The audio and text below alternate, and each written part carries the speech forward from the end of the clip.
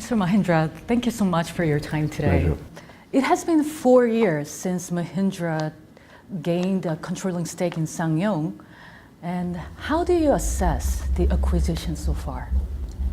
So far, the acquisition has gone according to plan.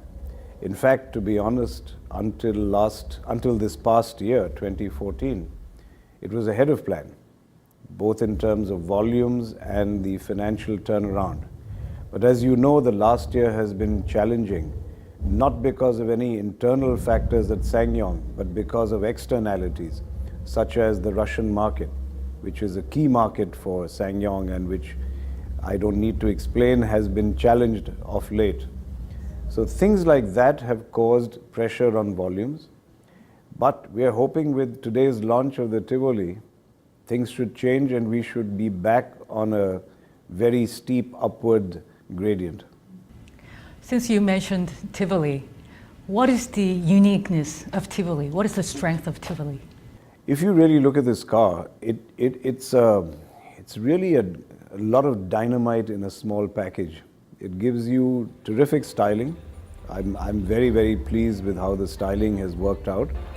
It retains the core SUV essence of the SsangYong brand and yet is very car-like. And in terms of size and in terms of compactness, it is something that hits the sweet spot of the new growing demand in the world today, which is for compact crossover SUVs. This is what young people around the world, young single people, young working couples want. So I think what SsangYong has achieved here is to give terrific styling, huge performance features, and a tremendous amount of attractiveness in the interior and in the telematics, and all for a very attractive package. So I think this car is going to be a real player in what is the most exciting segment in the automobile world today. Would you say this is the result of the synergy created between Mahindra and SsangYong? No, I wouldn't say it's a result of the synergy yet. Obviously, our investment in SsangYong and the recovery of its financial strength was due to our investment both in the phase one and in 2013 when we infused a further 80 billion won into the company. That has given SsangYong the financial fuel, if you will, to develop its product pipeline and come out with products like the Tivoli. And in fact, the CEO of SsangYong Motor has committed that we will have one new product every year.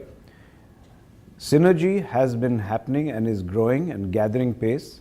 Synergy usually doesn't happen with the stroke of a pen. It comes from chemistry, trust between the executives in both companies, between the engineers of both companies, and I'm happy to say that's gathering pace. Right now we are working on 6 engines together, and there is a tremendous emphasis on common sourcing, which has benefited both companies. But this product, no, I would not say it is a common platform or a result of synergy. Yes, common sourcing has helped, but I think the real benefit of synergy is still yet to come. What is the role of the SsangYong Motor Company within the Mahindra Group? I don't think you could overemphasize its importance. It was a very major strategic move for us because not only did it bring us into a very competitive and growing market, but it also provides us access globally to a segment that is higher than the segment that Mahindra addresses.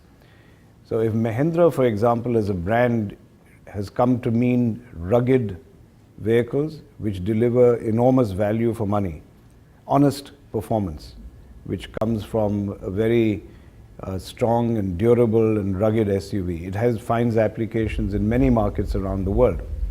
The SsangYong cars, thanks to the fact that over the last few decades, the brand of Korea as an automaking country has grown exponentially.